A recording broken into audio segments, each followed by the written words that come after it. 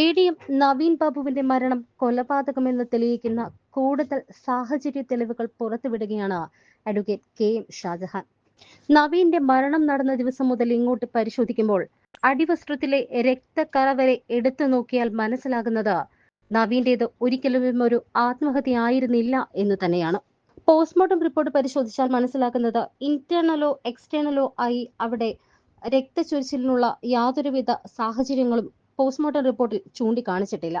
അങ്ങനെയുള്ളപ്പോൾ പിന്നെ എവിടെ നിന്നുമാണ് നവീൻ ബാബുവിന്റെ അടിവസ്ത്രത്തിൽ ചോരക്കറ പുരണ്ടത് എന്ന ചോദ്യം പ്രസക്തമാകുന്നു. ഇതിനുള്ള ഉത്തരത്തിലേക്ക് കൃത്യമായൊരു അന്വേഷണം നടത്തണമെങ്കിൽ കേന്ദ്ര ഏജൻസികൾ വരിക തന്നെ വേണം. എന്നാൽ പിണറായി വിജയൻ ആഭ്യന്തരമന്ത്രിയായിരിക്കുന്നിടത്തോളം കാലം നവീന്റെ മരണത്തിൽ യഥാർത്ഥ പ്രതികൾ പുറത്ത് വരില്ല എന്ന് കെ.എം. ഷാജഹാൻ തറപ്പിച്ചു പറയുന്നു. നവീന്റേത് കൊലപാതകമാണ് എന്ന് ആദ്യം മുതൽ തന്നെ സംശയം ഉയർത്തിയിരുന്ന ആളാണ് കെ.എം. ഷാജഹാൻ. ഇപ്പോഴിതാ അടിവസ്ത്രത്തിൽ രക്തക്കറ കണ്ട സംഭവത്തിൽ കൂടുതൽ വിശദീകരണവുമായി കെ.എം. ഷാജഹാൻ രംഗത്ത് വരികയാണ്. അദ്ദേഹത്തിന്റെ വാക്കുകളിലേക്ക്. രാജ്മോഹൻ കാര്യകാരണ സഹിതം അതിവിടെ പറഞ്ഞു കഴിഞ്ഞു. അതിനകത്തേക്ക് ഞാൻ പോകേണ്ട കാര്യമേ ഇല്ല. എല്ലാത്തിനും കാര്യകാരണ സഹിതം മറുപടി കിട്ടിക്കഴിഞ്ഞു. എനിക്കിതിനകത്തൊരു കാര്യം പറയാനുള്ളൂ. ഒരു അഭിഭാഷകൻ അവിടെ ഇരിപ്പുണ്ട്. ആ അഭിഭാഷകൻ കുറേ കാര്യങ്ങൾ ഇവിടെ പറഞ്ഞു. ആ അഭിഭാഷകരുടെ അഭിപ്രായം പറയാനേ കഴിയില്ല. കാരണം ആ അഭിഭാഷകൻ പ്രിജുഡീസ്ഡാണ്. അയാൾ CPMന്റെ ബ്രാഞ്ച് കമ്മിറ്റിയോ കഴിഞ്ഞ പ്രാവശ്യം വന്നപ്പോൾ ബ്രാഞ്ച് സമ്മേളനത്തിൽ പോകണമെന്നും പറഞ്ഞ് ഇറങ്ങിപ്പോയ ആളാണ് ആ അഭിഭാഷകൻ. അപ്പോൾ ആ അഭിഭാഷകനെ നയിക്കുന്നത് നിയമമോ CRPCയോ ഒന്നുമല്ല. ആ അഭിഭാഷകനെ നയിക്കുന്നത് കമ്മ്യൂണിസ്റ്റ് പാർട്ടി ഓഫ് ഇന്ത്യ CPMന്റെ തീട്ടൂരമാണ്, അവരുടെ ഡയറക്ഷനാണ്. അതുകൊണ്ട് ആ അഭിഭാഷകൻ ഇവിടെ വന്നിരുന്നുകൊണ്ട് നിയമം പറയാൻ ഒരു യോഗ്യതയുമില്ല. കാരണം ആ അഭിഭാഷകനെ നയിക്കുന്ന നിയമമല്ല, CPMന്റെ തീട്ടൂരം. MV ഗോവിന്ദൻ എന്ത് പറയുമോ അത് തൊണ്ട തൊടാതെ വിഴുങ്ങാനുള്ള ഒരു ഉത്തരവാദിത്വവും ചുമതലയും മാത്രമേ ആ ചുമന്ന അഭിഭാഷകൻ അവിടെ ഉള്ളൂ. ഈ ഗോവിന്ദൻ മാസ്റ്റർ പറഞ്ഞാൽ അതിനപ്പുറത്ത് പോകാൻ അഭിഭാഷകന് കഴിയില്ല. അപ്പോൾ അതുകൊണ്ട് ആ അഭിഭാഷകന് ഇൻഡിപെൻഡൻ്റായി ഒന്നും പറയാൻ കഴിയില്ല. പക്ഷേ നിർഭാഗ്യവശാൽ ആ അഭിഭാഷകൻ വലിയ ആളാണെന്നും അദ്ദേഹം വലിയ ബുദ്ധിജീവിയാണെന്നും ഒക്കെ അങ്ങ് ധരിച്ച് വശായി അദ്ദേഹം വെച്ചിരിക്കുകയാണ്.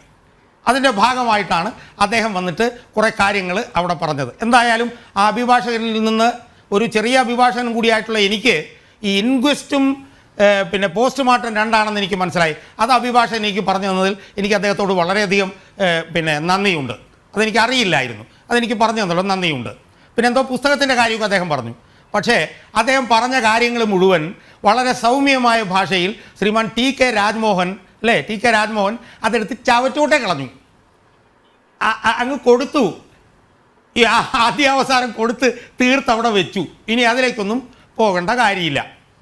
എനിക്കിനി ഒരു കാര്യം പറയാനുള്ളത്, പരിണത പ്രജ്ഞനാണ് ഈ ഡോക്ടറെന്നും അവിടെ സ്വതന്ത്രമായിട്ട് ഒന്നുമല്ല, ഒരു സ്വാതന്ത്ര്യവും ഇതിനകത്തില്ല. കാരണം അവിടെ പ്രതിസ്ഥാനത്ത് നിൽക്കുന്നത് CPMന്റെ ഉന്നതനായിട്ടുള്ള ഒരു സ്ത്രീയാണ്. അവരെ തരം താഴ്ത്തിയെങ്കിലും അവരെ മുകളിലോട്ട് കയറ്റി വെച്ചല്ലോ. കഴിഞ്ഞ ദിവസം കൊടുത്തു, അവരെ മുകളിലോട്ട് കയറ്റി വെച്ചു. അല്ലെങ്കിൽ MV ഗോവിന്ദൻ അവിടെ ഇരിക്കാൻ പറ്റൂല. അവരെവിടെ മുകളിലോട്ട് കയറ്റി വെച്ചു. അവരേറ്റവും പ്രധാനപ്പെട്ട ആളാണ്. മഞ്ജുഷ ഹൈക്കോടതിയിൽ സമർപ്പിച്ചിട്ടുള്ള ഹർജിയിൽ നിന്ന് ഞാൻ മനസ്സിലാക്കുന്നത് അവരുടെ ഏറ്റവും പ്രധാനപ്പെട്ട വാദം എന്ന് പറയുന്നത് ഈ അന്വേഷണം നേരായ വഴി പോകാതിരിക്കാനുള്ള കാരണമായി അവർ പറയുന്ന ഏറ്റവും പ്രധാനപ്പെട്ട വാദമെന്ന് പറയുന്നത് ഇത് CPMന്റെ ഉന്നതനായിട്ടുള്ള ഒരാളാണ് ഇതിനകത്ത് പ്രതിസ്ഥാനത്ത് നിൽക്കുന്നത്. അതുകൊണ്ട് ഇതിൽ സത്യം തെളിയില്ല എന്നാണ്. അവർ ജയിലിൽ നിന്ന് ഇറങ്ങി വന്നപ്പോൾ പാർട്ടി സെക്രട്ടറിയുടെ ഭാര്യയാണ് അഭിഭാഷക അവിടെ പോയി കാത്തു നിന്നത്. പാർട്ടി സെക്രട്ടറിയുടെ ഭാര്യ. അവരേതാണ്ട് സ്വാതന്ത്ര്യ സമരത്തിൽ പങ്കെടുത്ത പോലാണ് PK ശ്രീമതി അവിടെ അഭിപ്രായം പറഞ്ഞത് അവർ ജയിലിൽ നിന്ന് ഇറങ്ങി വന്നപ്പം. നിങ്ങളൊരു സാധാരണ അഭിഭാഷകനാണല്ലോ. K.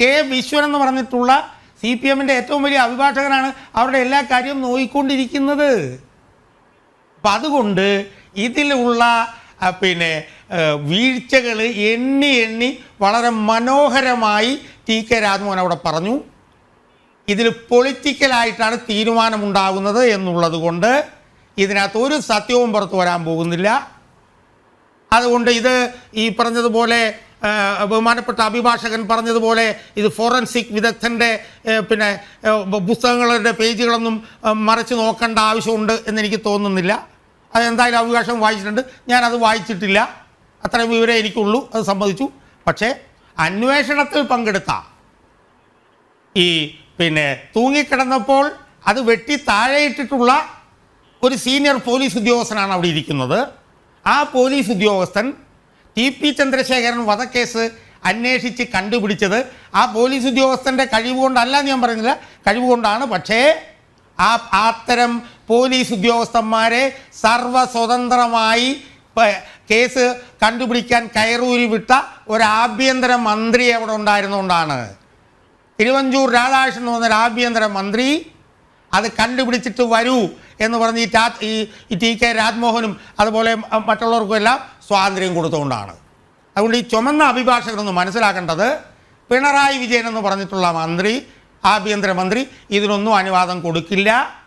എം വി ജയരാജൻ എന്ന് പറഞ്ഞ നിങ്ങൾ പാർട്ടി മെമ്പറായിട്ടുള്ള നിങ്ങളുടെ കണ്ണൂർ ജില്ലാ സെക്രട്ടറി എന്താ പ്രസംഗിച്ചേ? കൈക്കൂലി മേടിച്ചെന്നും കൈക്കൂലി മേടിച്ചില്ലെന്നും രണ്ടഭിപ്രായം ഉണ്ടെന്ന് അയാൾ പ്രസംഗിച്ചില്ലേ?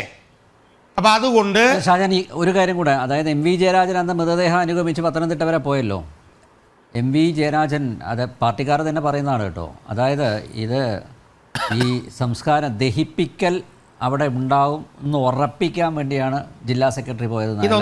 അല്ലാതെ നവീൻ ബാബുവിനോടുള്ള സ്നേഹം കൊണ്ടല്ല. കാരണം അഥവാ ഇത് അടക്കം ചെയ്യുകയാണെങ്കിൽ, ദഹിപ്പിക്കാതെ അടക്കം ചെയ്യുകയാണെങ്കിൽ വീണ്ടും ഒരുപക്ഷെ അതൊരു റീപോസ്റ്റ്മോർട്ടത്തിലേക്ക് പോകും എന്നൊക്കെ ഉള്ളതുകൊണ്ട് ഇത് എല്ലാം ദഹിപ്പിച്ചതിന് ശേഷമാണ് അദ്ദേഹം സ്ഥലം വിട്ടത്. ഇല്ലേ? അനിലിനും പാർട്ടിക്കാര് തന്നെ പറയുന്നതാണ്. എന്റെ ഭാവനയിൽ അനിലേ, ഇത് അനിലിനും പറയാം എനിക്കും പറയാം. പക്ഷെ അവിടെ ഇരിക്കുന്ന പാർട്ടി മെമ്പർക്ക് ഇത് പറയാൻ പറ്റില്ല. പാർട്ടി മെമ്പർക്ക് അവരുടെ തീട്ടൂരം അനുസരിച്ച് മാത്രമേ പറയാൻ പറ്റുള്ളൂ. അവിടെയുള്ള പാർട്ടി കണ്ണൂരിലെ പാർട്ടി മെമ്പർമാർ രഹസ്യമായി പറയുന്നുണ്ട് MV ഗോവിന്ദൻ എന്തിനാ കൂടെ പോയെന്ന്. ഇപ്പൊ ഉദയഭാനുവിന്റെ ശബ്ദം കേൾക്കുന്നില്ല, മലയാളപ്പുഴ മോഹനന്റെ ശബ്ദം കേൾക്കുന്നത്, എല്ലാം മാളത്തിൽ ഒളിച്ചിരിക്കുകയാണ്. എല്ലാവരും തീർന്നു. അതെ, അതുകൊണ്ട് ഈ പോസ്റ്റ്മോർട്ടം ഹേസ്റ്റി ആയിട്ടാണ് നടന്നത് എന്നുള്ളത് വളരെ കൃത്യമായി മഞ്ജുഷ പറഞ്ഞിട്ടുണ്ട്. ഇന്നലെ അനിൽ പി നായരും പറഞ്ഞിട്ടുണ്ട്. അനിൽ പി നായർ എന്താണ് പറഞ്ഞത്? ആദ്യം പോലീസ് കമ്മീഷണറെ വിളിച്ചു, ഏതോ ഒരുത്തനെ വിളിച്ചു. അവിടെ അയാളെ വിളിച്ചിട്ട് ഇത് അവിടെ ചെയ്യരുതെന്ന് പറഞ്ഞു. കളക്ടറെ വിളിക്കാൻ പറഞ്ഞു. അപ്പോൾ അയാൾ കളക്ടറെ വിളിക്കാൻ പറഞ്ഞു. ആദ്യം കളക്ടറെ വിളിച്ചപ്പോൾ ഫോൺ എടുത്തില്ല. അത് കഴിഞ്ഞ് കളക്ടറെ വിളിച്ചപ്പോഴത്തേക്ക് കളക്ടർ പറഞ്ഞു എന്താണ്? ഞാനുണ്ടല്ലോ എന്നാണ് പറഞ്ഞത്. ഞാനുണ്ടല്ലോ. ആ കളക്ടർ ഇപ്പോൾ എവിടെയാണ് നിൽക്കുന്നത്? പ്രതിയല്ലേ അയാൾ പ്രതിയല്ലേ? പിന്നെ ഈ പാർട്ടി മെമ്പർ, ഈ അഭിഭാഷകനല്ല, ഈ പാർട്ടി മെമ്പറായിട്ടുള്ള അഭിഭാഷകൻ ഇവിടെ വന്നിരുന്നുകൊണ്ട് 5 സ്വതന്ത്രരുടെ സാന്നിധ്യത്തിലാണ് പോസ്റ്റ്മോർട്ടം. ഓ എൻ്റെ അമ്മോ, 5 സ്വതന്ത്രർ, അവരങ്ങ് സ്വതന്ത്രമായിട്ട് പറയുന്നവരാ. അല്ല, അവര് ഭയങ്കര സ്വതന്ത്രമാ. നിങ്ങൾ അഭിഭാഷകനാണോ പാർട്ടി മെമ്പറാണോ? നിങ്ങളെ നയിക്കുന്നത് നിയമമാണോ അതോ AK സെന്ററിലെ നിയമമാണോ? ഏത് നിയമമാണ്? അതുകൊണ്ട് ഇവിടെ പിണറായി വിജയന്റെ കീഴിൽ ഈ കേസ് തെളിയില്ല എന്നുള്ളത് പാർട്ടി മെമ്പറായിട്ടുള്ള അഭിഭാഷകനായിട്ടുള്ള നിങ്ങൾക്കൊഴിച്ച് ബാക്കി എല്ലാവർക്കും അറിയാം.